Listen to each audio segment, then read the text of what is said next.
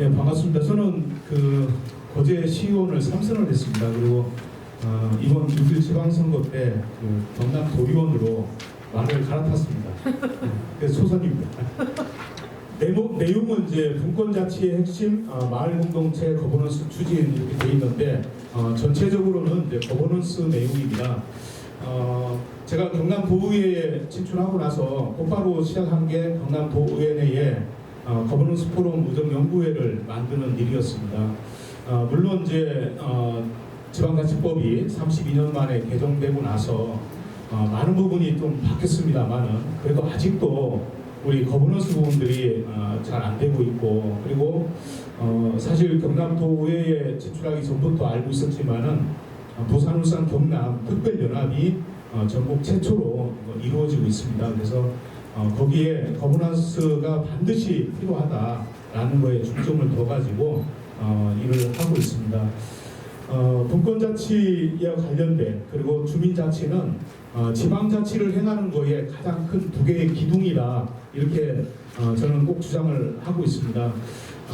중앙으로부터의 지방, 그리고 우리 지방 자치단체의 주민들의 목소리를 반영시키는 것, 이것이 우리 지방자치를 행하는 거에 가장 큰 목적이 아닌가 이렇게 생각합니다. 예, 제가 오늘 말씀드릴 내용은 거제시에 대한 기본적인 현황과, 그리고 거버넌스형 마을 공동체를 추진했던 배경, 그리고 거버넌스 포럼을 활동했던 의정 활동 내용, 그리고 마을 공동체 활성화를 위한 활동들, 그리고 마지막으로 거버넌스 및 마을 공동체 활성화에 대한 성과와, 그리고 향후 추진 방향에 대해서 말씀드리도록 하겠습니다.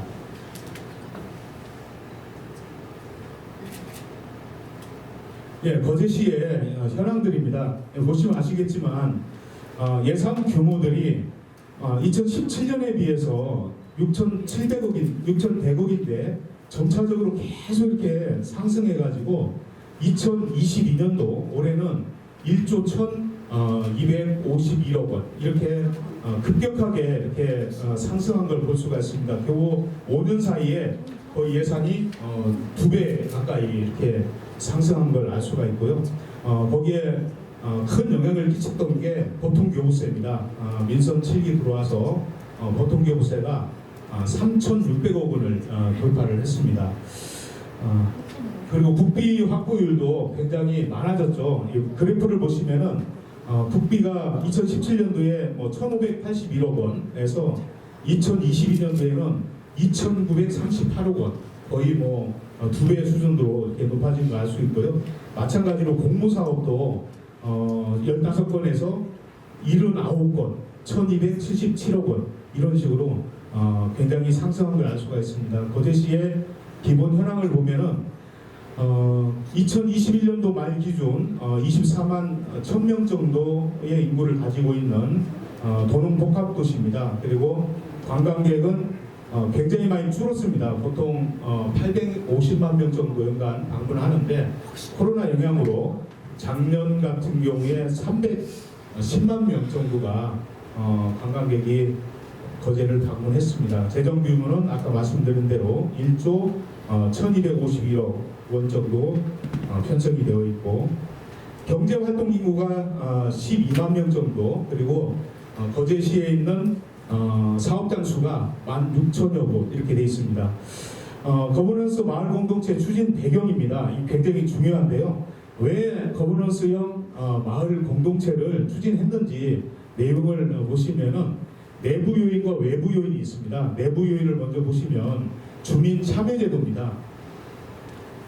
각종 우리 조례나 규칙에 의해서 저희가 위원회를 만들고 있습니다. 이 위원회에서 대부분의 의사결정들이 이루어지고 있는데, 이 내용을 보시면은 거제시의 위원회 수는 120개입니다. 그 중에서 공무원들이 위원장을 하는 숫자가 무려 92%입니다. 120개 중에 110개가 부시장이나 시장이나 아니면 국장님이 이렇게 위원장을 맡고 있고요. 주민들이 위원장을 맡은 경우는 겨우 8%입니다.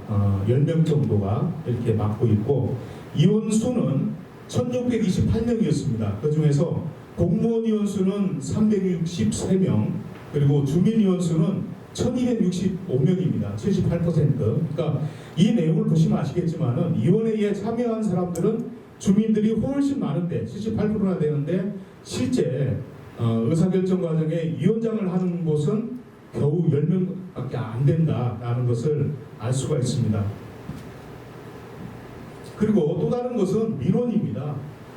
우리가 지방자치가 된 이후에 소위 이제 민주화가 된 이후에 본물처럼 쏟아져 나오는데요. 거제시에 2016년도에 민원 건수가 5만 4천 건입니다. 그리고 대부분을 5만 건 이렇게 상해를 하는 숫자인데 무려 2018년도를 한번 보십시오. 7만 건이나 나왔습니다. 이게 하루로 치면은 거의 300건씩 나오는 숫자입니다. 이게 우리 거제시의 현실이고요. 이렇게 반복적으로 계속 민원이 폭주함에도 불구하고 이걸 다 처리할 수가 없습니다. 이런 내부 요인이 있다는 것을 먼저 말씀드립니다. 그리고 외부 요인이 있습니다. 외부 요인은 지방자치법이 개정됐죠. 그래서 연방제 수준의 강력한 지방 분권을 추진하겠노라 이렇게 지난 정부에서 추진했습니다. 그런데 이제 지방 재정권을 획기적으로 확충하겠다 이렇게 했는데 실제는 국세지방세 비중 개선이 됐나요? 재정 분권이 이루어졌나요? 아직까지는 현실하고는 굉장히 먼 숫자를 가지고 있습니다. 그럼에도 불구하고 지난 정부 때 많이 향상을 시킨 겁니다. 지방의회 인사권 독립이 이루어졌는데 실제는 지방자치단체장 인사권이 의회로 넘어온 것이 아니고 행안부로 넘어간 겁니다. 중앙정부가 가지고 있는 거랑 마찬가지고 또 한 가지는 일반 행정직 공무원에서 의회 파견 형태 이게 제가 경남도의회에 가보니까 사무처장이 2급입니다. 집행부에서 파견을 했는데 서울시의회처럼 개방형 임용제로 하자 이렇게 이야기하고 있는데 아직까지 잘 안 되고 있는 그런 상황입니다. 그리고 실제 그러면 내부 승진을 할 수 있느냐? 경남도의회 사무처장은 2급인데 3급이 없습니다. 4급 담당관제로 이렇게 돼 있는데 4급만 있다 보니까 3급 진급자가 없는 것이죠. 그래서 직제를 좀 만들든가 아니면 서울시의회처럼 아니면은 우리 경남도의 부지사처럼 1급으로 이렇게 상향시키든가 이런 문제점들이 있었습니다. 그리고 거제시도 마찬가지죠. 거제시도 약 한 23명 정도의 의회 사무 직원이 있는데 이들 중에 진급할 수 있는 케이스는 거의 없고 그리고 이제 의회가 인사권 독립한다고 하니까 6급에 고참되시는 분들이 의회직으로 많이 넘어왔습니다. 그래서 사실은 이제 그분들 지나고 나면은 인사 정체가 엄청나게 되겠죠. 그런 현실적인 문제가 있다는 겁니다. 그리고 정책 보좌관도 마찬가지입니다. 그리고 이제 외부 요인 중에 가장 큰 겁니다. 주민들의 어떤 시정 참여 욕구인데요. 보면은 거기 시청 앞에서 또는 이제 브리핑룸에서 계속해서 이런 그 불만족스러운 행정에 대해서 정책에 대해서 이건 잘못됐다 하고 시정을 요구하는 목소리가 거제시청 앞에는 늘상 있습니다. 365일 거의 하루도 빠지지 않고 데모가 일어나고 있다 이렇게 보시면 됩니다. 남부대륙철도 거제 역사를 어디에 유치할 거냐 지역 간 갈등이 있었고요. 교육경비 보조금 이제 무상급식을 실시하고 나서 그 유치원 문제 또 민간 어린이집 문제가 발생이 됐습니다. 그래서 학부모 부담금 5만 원 부담하는 것을 시가 지원하게 되니까 초중고등학교 또 학부모 단체들이 왜 사립유치원에 이런 과도하게 예산을 주느냐 이런 문제들이 또 발생이 됐고요. 또 요 밑에 공공기술 프로젝트 같은 경우에는 행정에 대한 대표적인 불신입니다.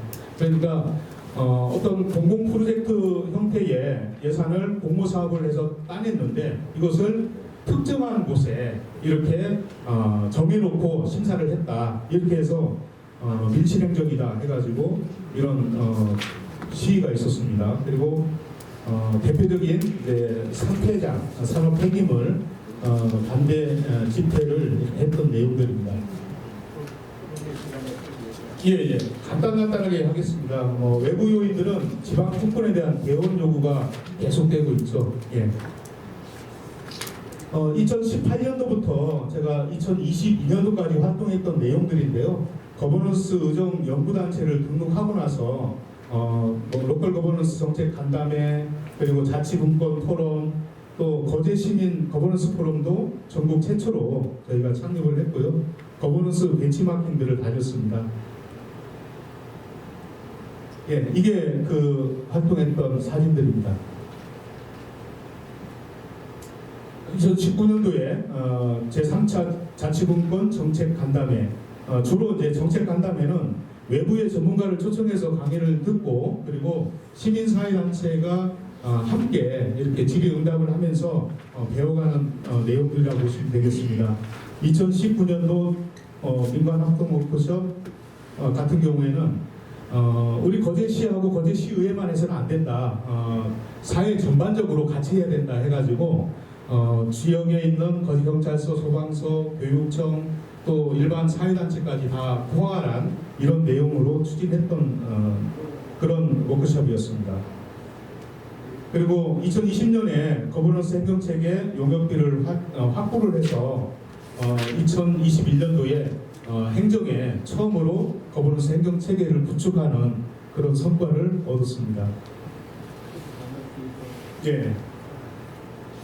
2020년도 저희 거제시의회에서 마을공동체 활성화 연구 용역을 이제 마무리를 했고요. 2021년도 국내 선진 사례 벤치마킹, 그리고 마을공동체 운영 활성화를 위한 심포지엄, 이런 역할들을 해냈습니다. 마을공동체 활동 성과를 이제 말씀드리면은 이제 이렇게 도입 단계, 성장 단계, 확장 단계 해서 여러 가지 씨앗을 심고 새싹을 키우고 열매를 공모해내는 이런 과정들이 준비되고 지금 실행되고 있습니다. 활동 성과입니다. 거제 시민 거버넌스 포럼을 전국 최초로 창립을 해서 운영하고 있고요. 그리고 주민자치 프로그램을 지원하는 활동이 되었습니다. 그리고 거버넌스 토론 문화가 정착된 것과, 그리고 벤치마킹 활성화, 또 전국에 의정연구회를 창립하는데 여러 가지 활동들이 있었습니다. 그리고 거제시에는 거버넌스 행정체계가 구축되는 용역을 통해 가지고 조직을 만들고, 그리고 인력을 배치를 했습니다. 그리고 경상남도 마을공동체 만들기 사업에 8곳이 우리 거제시에 선정이 됐고, 그리고 거제시 마을공동체 활성화 지원 조례가 제정되었습니다. 그리고 마을공동체 활성화 지원센터가 만들어졌고, 여기에 예산과 인력이 확보가 됐습니다. 향후 추진 방향입니다. 간단하게 말씀드렸지만은 시간이 없다고 하니까 거버넌스 포럼 활성화 지원책을 지속적으로 마련하고 있고, 그리고 거버넌스 포럼 정책 간담회, 이걸 이제 제가 있을 때는 이제 계속해 추진해 왔는데, 이제 다시 부대의회가 들어서면서 의정연구회를 만들도록 이렇게 제가 생각을 하고 있습니다. 그리고 시민사회단체의 시민 참여 방안, 이것들을 적극적으로 모색을 했고, 지방자치단체장이 여기에 적극 공감을 하고 있습니다. 100번 듣는 것보다 한 번 보는 것이 훨씬 낫다 이러는데, 저는 그렇지 않습니다. 거기 좀 더 나아가서 100견이 불여일행이다. 100번 보고, 그리고 계속해서 실행하는 것이 가장 중요하지 않겠느냐, 이렇게 생각합니다. 너무 빨리 지나가가지고 기억을 하시는지 모르겠습니다. 하여튼 뭐 자료들은 얼마든지 다 드릴 수 있으니까 이상으로 저희 사례를 마치겠습니다. 감사합니다. 이렇게